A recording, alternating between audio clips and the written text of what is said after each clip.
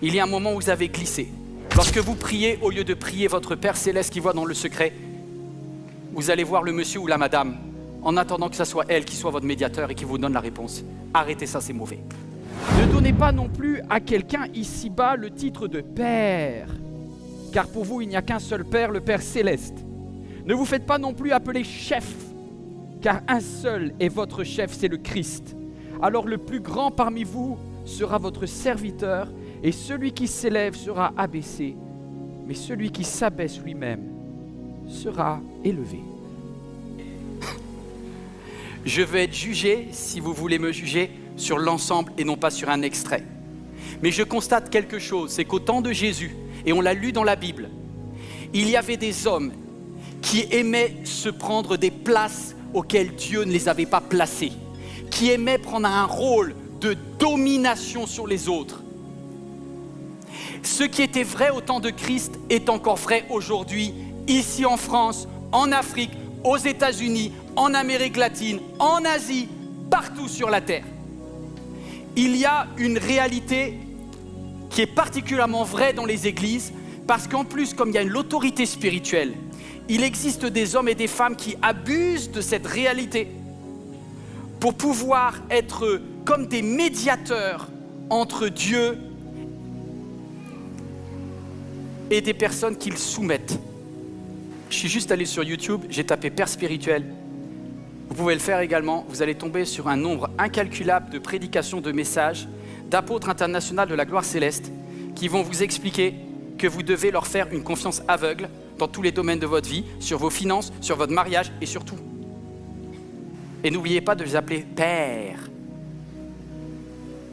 Oh, il y avait tellement d'escrocs qu'aujourd'hui, beaucoup de personnes ont abandonné toute foi en Dieu parce qu'ils se sont dit, la religion est là pour nous pigeonner. Et c'est pour ça que le titre est très provocateur, mais je l'assume, l'arnaque au Père spirituel. Alors, il existe toutefois des hommes et des femmes qui ont une véritable autorité, qui ont un véritable ministère et qui sont pour moi des grands frères dans la foi. Des hommes que je respecte profondément et je sais que ce que je vais dire là, je vais être sur un fil. Mais est-ce que j'ai le droit d'être un peu honnête aujourd'hui ou pas? Si vous dites non, j'arrête tout de suite et puis... Parce que vu ce que je vais prendre derrière, je veux vous me soutenir au moins sur la lecture du texte de la Bible. Est-ce que c'est vrai que Jésus a dit « N'appelez personne votre Père sur la terre » ? Il l'a dit. Ok. Mes amis, je vais tomber dans tous les clichés, mais prenez-les dans leur ensemble. Vous avez déjà visité des églises africaines? On va dire les mots, on va oser dire les choses. Je pense que je vais être interdit dans certains aéroports à Kinshasa, moi, après ce message. Il y en a qui vont me dire « T'as tué le business! Toi, tu viens plus !» C'est pas grave. Alors, je vais commencer avec un préjugé. Vous allez croire que je suis raciste, mais je vous amène quelque part. Oui, il y en a qui abusent, mais il y a aussi des personnes très bien. Est-ce que tu peux m'afficher tous ces hommes de Dieu qui, pour moi, sont des références? Il y a plein de gens bien. Il y a des femmes aussi.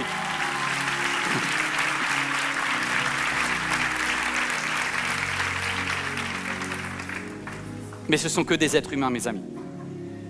N'oubliez jamais que ce sont des êtres humains. Pour certains, votre admiration s'est transformée en adoration. Il y a un moment où vous avez glissé. Lorsque vous priez, au lieu de prier votre Père Céleste qui voit dans le secret, vous allez voir le monsieur ou la madame, en attendant que ce soit elle qui soit votre médiateur et qui vous donne la réponse. Arrêtez ça, c'est mauvais. Et vous allez me dire, ah, qu'est-ce qu'il a contre la culture là, de l'Afrique? Je dis, les amis, vous savez pas quoi? C'est les Blancs qui ont inventé ça, regardez ça. Ça fait 2000 ans qu'on a inventé. Et j'ai du respect pour le très saint père, mais il y a un problème si on doit l'appeler très saint père. Je vous dis, les gars, les amis cathos, je vous aime de tout cœur. Je sais qu'aussi j'ai mes défauts. Mais franchement, ça fait 2000 ans que vous abusez. Jésus, il a dit, vous ne donnerez à personne le titre de père sur la terre. Comment on appelle un curé? Je dis, vous aviez juste à lire c'est Matthieu chapitre 5, chapitre 6, tu ne peux pas le rater. C'est exactement ce concept d'intermédiation que Jésus condamne. N'appelez personne, ne donnez à personne le titre de père sur la terre. Et là, je vois tous les cathos qui vont dire, toi, tu vas prendre un mail. Et là, je vous dis, j'ai mes mêmes défauts à moi. Regardez, ça, c'est pas des saints-pères, c'est des pasteurs principaux. Et je me suis mis dedans, tu vois.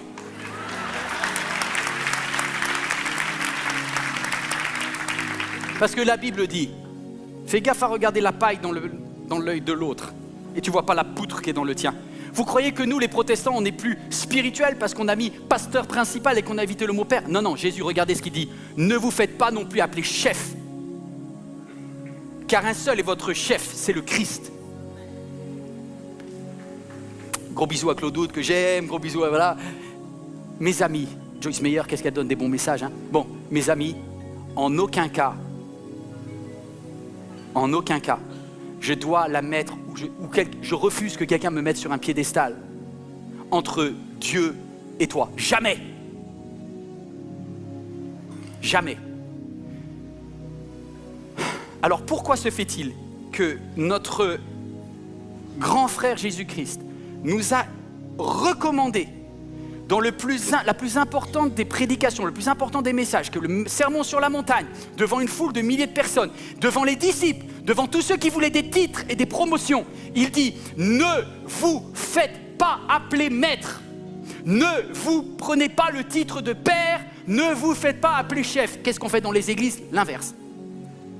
L'inverse. Je vous dis, je crois que mon passeport va être annulé dans certains endroits, moi. Parce que ce n'est pas une question de couleur. Que vous soyez blanc ou noir, et j'ai envie de dire, ceux qui sont encore les plus hiérarchiques, c'est les Asiatiques. Comme ça, tout le monde en a pris pour son grade. Est-ce que tu peux croire que si quelqu'un a une saison de vie où tu as besoin d'avoir une parole prophétique, passe du temps avec quelqu'un qui a un ministère prophétique. Mais après, lâche. Parce que l'un prophétise et l'autre juge. Ne reste pas psychodépendant du prophète. D'accord ?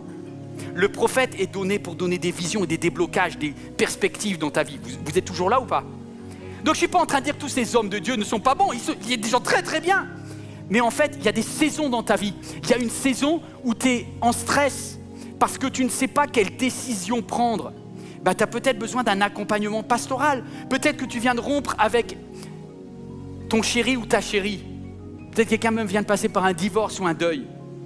Tu sais de quoi tu as besoin? D'un entretien pastoral.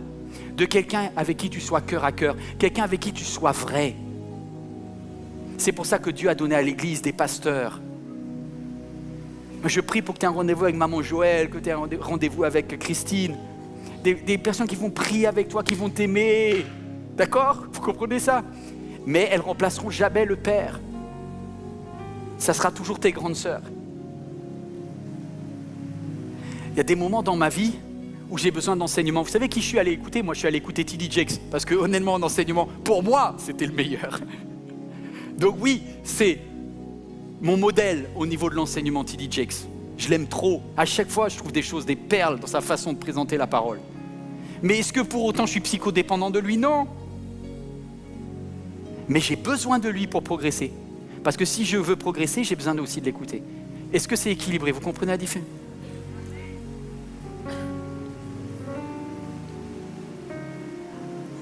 Tes besoins sont spécifiques. Arrête d'essayer d'être les personnes que tu vois à l'écran. Tu ne seras jamais. Mais c'est pas grave, parce que tu seras toi-même. Deviens qui tu es. Grâce à ta connexion au Père, grâce à ta connexion à tes frères et sœurs. Et je vais vous donner, pour terminer, le chemin par excellence. C'est le verset 11 et c'est le dernier verset. Et Jésus dit,